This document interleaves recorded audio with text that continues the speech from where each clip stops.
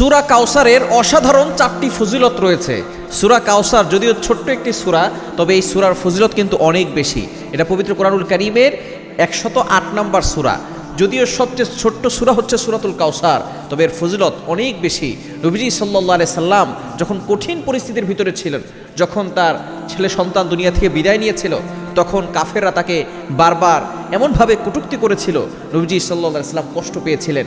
তখন আল্লাহ পাক রব্বুল আলামিন সান্ত্বনার বাণী দিয়ে এই সূরা নাযিল করে দিয়েছেন, ইন্না আ'তাইনাকাল কাউসার ফাসাল্লি লিরাব্বিকা ওয়ানহার ইন্না শানিয়াকা হুয়াল আবতার।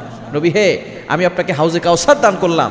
এরপরে আল্লাহ পাক রব্বুল আলামিন শেষে আবার জানিয়ে দিয়েছেন, যারা আপনাকে নির্বংশ বলে গালি দিচ্ছে আপনি টেনশন করবেন না, আপনি নির্বংশ নন, যারা আপনাকে গালি দিচ্ছে তারাই হচ্ছে নির্বংশ।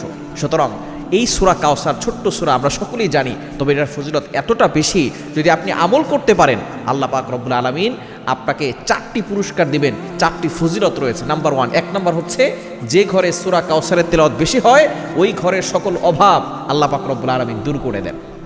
এজন্য সূরা কাউসার বেশি বেশি পড়বেন। ইন্না আ'তাইনাকাল কাউসার ফাসাল্লি লিরাব্বিকা ওয়ানহার ইন্না শানিআকা হুয়াল আবতার। এটা বেশি বেশি পড়বেন, আপনার ঘরের অভাব দূর হয়ে যাবে। দ্বিতীয় নাম্বার হচ্ছে, আপনার ঘরে আল্লাহ পাক রব্বুল আলামিন বরকত নাজিল করবেন। আল্লাহ পাক রব্বুল আলামিন রহমতের বৃষ্টি আল্লাহ পাক রব্বুল আলামিন আপনার ঘরের ভিতরে নাজিল করবেন। আপনার ঘরের ভিতরে কোনো অভাব থাকবে না এবং আল্লাহ পাক রব্বুল আলামিন রিজিকের ভিতরে বরকত দিয়ে দিবেন।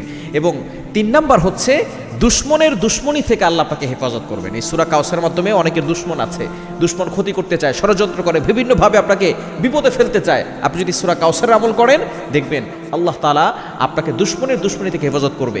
শুধু তাই নয়, 4 নাম্বার হচ্ছে, আল্লাহ পাক রব্বুল আলামিন জানমালের নিরাপত্তার ব্যবস্থা করবে।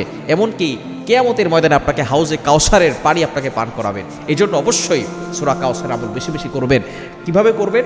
আপনি প্রথমে দুরূদ শরীফ পড়বেন 3 বার, এরপর আপনি সূরা কাউসার যতটুকু সম্ভব বেজোড় সংখ্যা পড়ার চেষ্টা করবেন, 11 বার 21 বার এভাবে পড়বেন। শেষে আবার 3 বার দুরূদ শরীফ পড়ে আপনি আল্লাহর কাছে দোয়া করলে আল্লাহ পাক রব্বুল আলামিন সেই দোয়াটাও কবুল করবেন।